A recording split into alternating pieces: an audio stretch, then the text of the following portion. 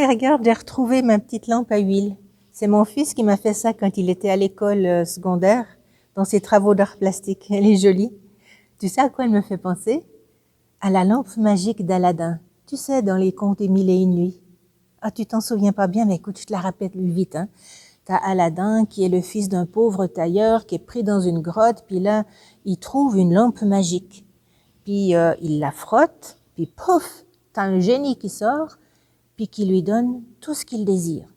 Alors Aladin, il est tombé amoureux de la princesse, alors pouf, il peut marier la princesse, pouf, il a un palais, il a des richesses, enfin bref, grâce à sa lampe d'Aladin, le génie est là chaque fois qu'il frotte, puis il a tout ce qu'il veut, puis il vit une vie superbe, quand tout à coup, un méchant sorcier arrive, lui vole sa lampe, et puis grâce à la lampe, eh bien, il fait transporter dans un pays lointain le palais, la princesse, les richesses, les serviteurs, les servantes, et Aladin, il se retrouve sans rien.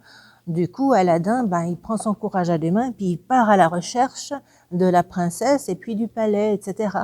Et il retrouve la princesse. Et avec ruse, ils réussissent tous les deux à s'emparer de nouveau de la lampe. Donc, ils frottent la lampe, le génie apparaît, puis pouf, il se retrouve dans le pays d'Aladin, puis tout est bien qui finit bien. C'est un conte qui est rigolo, qui est divertissant. Mais tu sais quoi, j'ai appris, c'est un conte arabo-perse, mais que c'était un conte de nature spirituelle. Aladin, ça veut dire élévation de la religion. Puis je me suis dit, ça c'est étonnant. Qu'est-ce que ça peut bien représenter cette lampe d'Aladin? Alors tu vois, en fait, une religion, il y a deux grandes choses. Dans une religion, tu as les vertus, ce que la religion te dit de faire qui est bien, puis tu as les rites. Est-ce que ce serait les vertus? Je me suis dit, on pratique la vertu et puis la divinité nous est favorable. Ben non, c'est pas ça, parce que le méchant sorcier, il a la lampe, il frotte la lampe, puis le génie, il lui donne aussi tout ce qu'il désire. Donc c'est pas les vertus, donc on est au niveau du rite. Et dans beaucoup de religions, en fait, toutes les religions ont des rites. Mais pour beaucoup de religions, les rites, c'est comme une lampe d'Aladin. Tu as la statue de la divinité chez toi, puis tu fais les bons rituels et les bons sacrifices, puis la divinité est favorable. Tu perds ta statue, pouf, t'es mal pris, la divinité n'est plus là.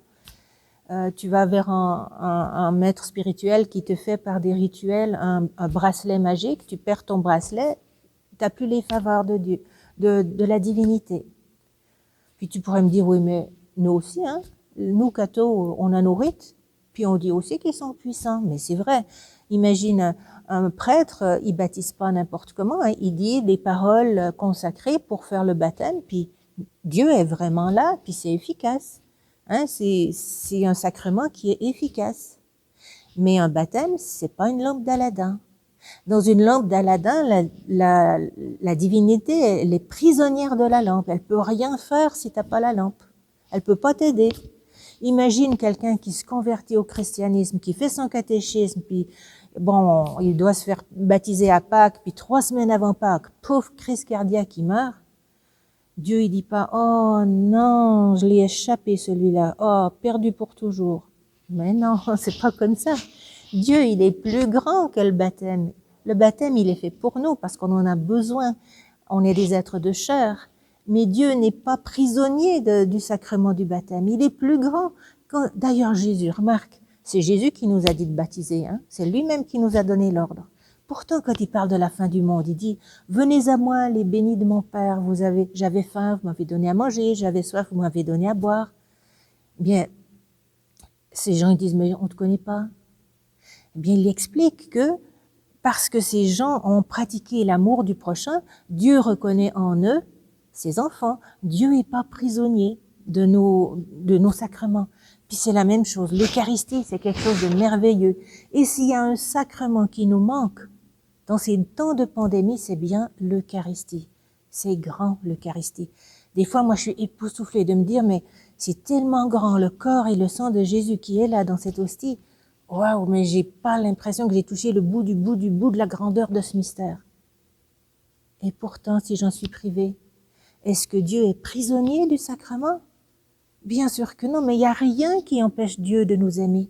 Il n'y a rien, il n'est pas prisonnier d'un sacrement. Notre Dieu est plus grand que ça. Écoute ce que dit l'apôtre Paul. Qui nous séparera de l'amour du Christ? Sera-ce l'affliction ou l'angoisse, la persécution? Tu sais, en temps de persécution, il y a beaucoup de chrétiens persécutés. Ils n'en ont pas des sacrements. Le faim, le dénuement, le péril, l'épée. En tout cela, nous remportons la victoire par celui qui nous a aimés. J'ai en effet la ferme conviction que ni la mort, ni la vie, ni les anges, ni les principautés, ni le présent, ni l'avenir, ni les puissances, ni les sommets, ni les abîmes, ni quoi que ce soit dans la création, ne pourra nous séparer de l'amour que Dieu nous témoigne dans le Christ Jésus notre Seigneur. Tu vois, Dieu, on le désire, mais lui, il nous désire encore plus. On désire communier à lui, mais lui, il désire encore plus nous aimer et se donner à nous. Là où tu es, même si tu es privé de l'Eucharistie et que tu en souffres, sache que Dieu est plus grand que tout et qu'il se donne à toi. Avant même que ton cœur se porte vers lui, il est déjà là, il se donne à toi. Fais confiance, Dieu est plus grand que tout. Rien, rien, rien ne peut te séparer de l'amour que Dieu a pour toi.